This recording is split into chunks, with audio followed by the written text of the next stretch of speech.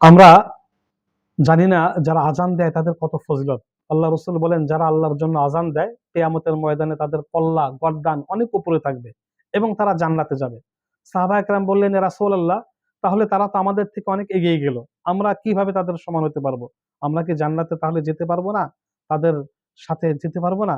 মহানবী সাল্লাল্লাহু আলাইহি ওয়াসাল্লাম বলেন, যদি কোনো ব্যক্তি আজানের সময় মুয়াজ্জিন যা বলে হুবহু শব্দগুলো বলে, বা আজানের যে দোয়ার নিয়ম রয়েছে, যে হাইয়া আলাস সালাহ যখন বলবে লা হাওলা ওয়ালা কুওয়াতা ইল্লা বিল্লাহ, এই হুবহু মুয়াজ্জিন যা বলে ওইটা, আর এটা বলার সময় এটা যদি এইভাবে আজানের শব্দগুলো মুয়াজ্জিনের সাথে জবাব দেয়, মহানবী সাল্লাল্লাহু আলাইহি সাল্লাম বলেন যে মুয়াজ্জিনের সাথে সাথে জবাবদাতা, আজানের জবাবদাতাও সেও জান্নাতে প্রবেশ করবে। সুবহানাল্লাহ।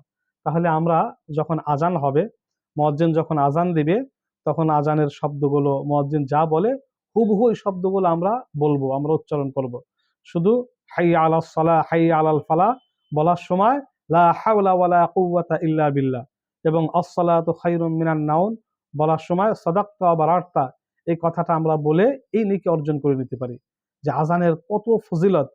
আজান আমরা যেহেতু সবাই দিতে পারি না বা পারছি না, আমরা আজানের এই সংক্ষিপ্ত জবাবগুলো দিয়ে মুয়াজ্জিনের সাথে হুবহু কথাগুলো বলে এই নেকি কিন্তু আমরা অর্জন করে নিতে পারি। হুবহুই কথাগুলো বলবো, তাহলে মুয়াজ্জিনের সাথে আমরাও জান্নাতে যেতে পারবো। আল্লাহ পাক আমাদেরকেও জান্নাত দান করবেন। মহানবী সাল্লাল্লাহু আলাইহি সাল্লাম আমাদেরকে শিক্ষা দিয়েছেন যে তোমরা মুয়াজ্জিন যা বলে হুবহু তাই বলো, এবং এর ফজিলত, মুয়াজ্জিন যে ফজিলত আজান দিয়ে পাবে, আপনি আজান না দিয়েও, আমরা আজান না দিয়েও সেই ফজিলত অর্জন করে নিতে পারবো।